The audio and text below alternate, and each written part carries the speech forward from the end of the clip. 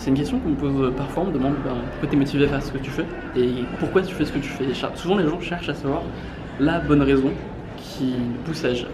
Et donc moi ils veulent savoir par exemple, est-ce que tu fais ça pour aider les gens, ou est-ce que tu fais ça pour avoir de la reconnaissance, ou est-ce que tu fais ça comme une entreprise pour gagner de l'argent. Et les gens, enfin certaines personnes n'arrivent pas à comprendre qu'on puisse avoir plusieurs raisons pour faire quelque chose. Et souvent on peut être bloqué dans ce truc là de juste faire les choses pour une seule et unique raison, et d'être très motivé par rapport à cette seule et unique raison.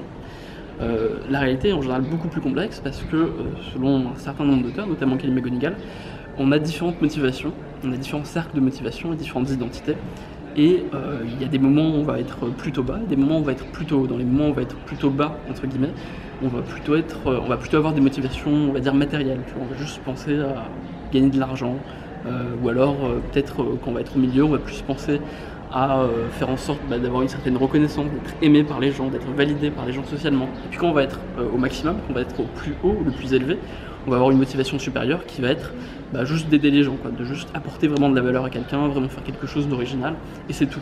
Et sans du tout penser à soi, sans du tout penser à ce que ça nous apporte. Et moi, une erreur que j'ai fait, et que je pense pas mal de gens peuvent faire, c'est d'essayer de se concentrer, de considérer qu'ils ont un seul type de personnalité et un seul type de motivation, et de pousser cette motivation au maximum.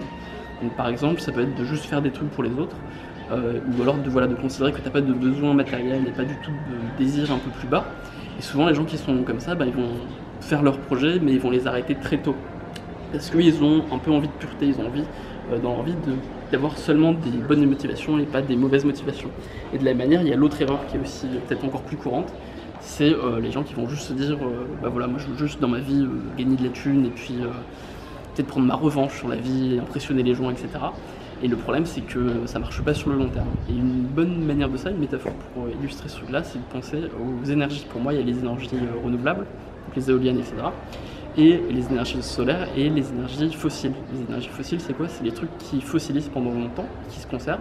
Donc ça va être tous les trucs négatifs que tu as eu dans ta vie, tous les trucs que tu as mal vécu, qui se fossilisent et qui te donnent une colère, une énergie négative, qui un jour pour ressortir, exploser, et te donner une motivation.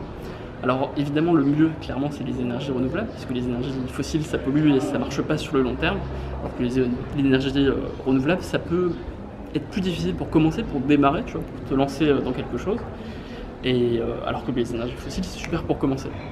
Ça rejoint un peu un truc que dit Robert Beschwach-Diener dans le livre de Courage Cauchon, qui est que la colère est un excellent moyen de se motiver, un excellent moyen de dépasser ses peurs, et en fait ce serait dommage de ne pas l'utiliser aussi, de ne pas un peu utiliser aussi de temps en temps ces petites énergies fossiles là.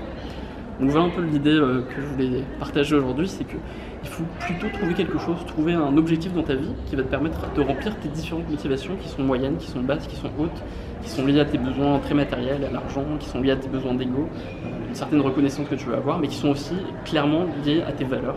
Et si tu trouves un truc où tout est aligné, où ça correspond à tes trois grandes motivations, et là tu es sûr d'être très motivé entre guillemets. Tout simplement parce que tu ne seras jamais en contradiction, quel que soit ton niveau, soit ton niveau de conscience, soit ton état intérieur, tu vas faire ce que tu vas faire et tu vas toujours aller dans le même objectif, dans la même direction. Et voilà, tu seras peut-être super heureux et tout ira bien dans ta vie. Je te souhaite une super journée, il y a toujours le programme Résolution, je te mets le lien quelque part, je sais jamais si c'est en haut à droite ou en haut à gauche, en tout cas c'est en bas.